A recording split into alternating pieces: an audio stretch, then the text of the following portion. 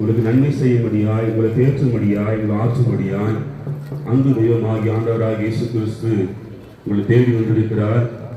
வீடுகளே, இந்த சட்டத்தை அன்பான உறவுகளே, ஆண்டவராகிய தெய்வம் உங்களுக்குள்ள வாழ விரும்புகிறார்.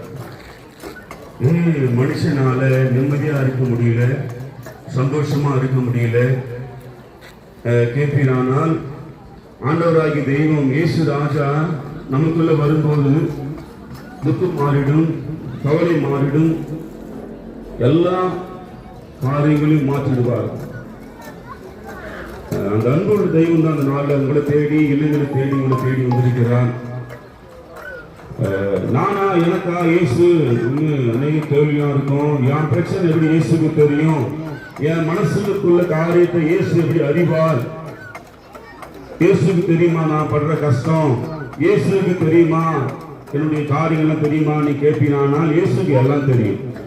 நான் சொல்லிக் கொண்டிருக்கிற மெய்தெய்வமாய் ஆண்டவராய் இயேசு கிறிஸ்துக்கு மனுஷனுடைய இதயத்தில் இருக்கிற எல்லா வேதனைக்கும் இயேசு பதிலா இருக்கிறார். எந்த வேதனையா இருந்தாலும், எந்த கவலையா இருந்தாலும், எந்த கண்ணீர் இருந்தாலும் இயேசு மாற்ற அவர் ஜீவனோடு இருக்கிறார். அவர் தான் உங்களை தேடி வந்திருக்கிறார்.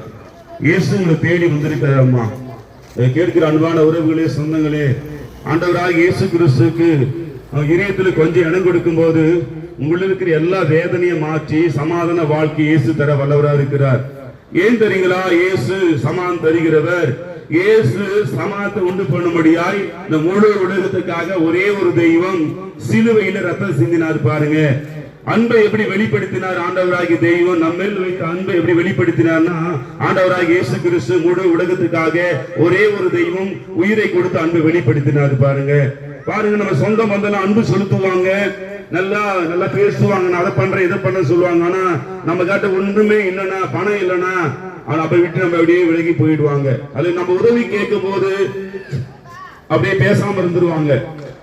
ஆமாங்க, நம்ம நல்லா இருக்கும் போதுதான் சொந்தம் வரும், பந்தம் வரும், நண்பர்கள் உறவினர் வருவாங்க. ஆனா நம்ம கிட்ட பணம் இல்ல, பொருள் இல்லைன்னு போதும் நம்ம விட்டு விலகிடுவாங்க. ஆனா நாங்கள் அறிவிக்கிற மெய் தெய்வமாக ஆண்டவராக இயேசு கிறிஸ்து எந்த சூழ்நிலை இருந்தாலும் நம்பினா போதுங்க, இயேசு எனக்கு உதவி செய்வார், இயேசு எனக்கு ஆசீர்வதிப்பார், என்ன எனக்கு நன்மை செய்ய நம்பினா போதுங்க.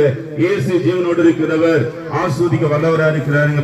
பாருங்க, மனுஷன் நிம்மதிக்காக என்னன்னா நான் பிரயாசம் பண்றேங்க, நான் நிம்மதியா இருக்கணும், நான் குடும்பம் நிம்மதியா இருக்கணும், நல்லா இருக்கணும்னு சொல்லிட்டு என்னென்ன காரியம் செய்யலாம். ஆனா மனுஷனுக்கு பாரு நிம்மதியே இல்லை. பாருங்க, ஆனா நிம்மதி தருகிற ஆண்டவராக இயேசு கிறிஸ்து ஒரு மாற்றம் இருந்தாங்க. அந்த மனுஷன் நிம்மதிக்காக சந்தோஷம் என்னென்ன காரியம் ட்ரை பண்றேன், ஆனா நிம்மதியே இல்லை, சந்தோஷம் இல்லை. ஆனா நான் அறிவிக்கிற ஆண்டவராக இயேசு கிறிஸ்து வாழ்க்கை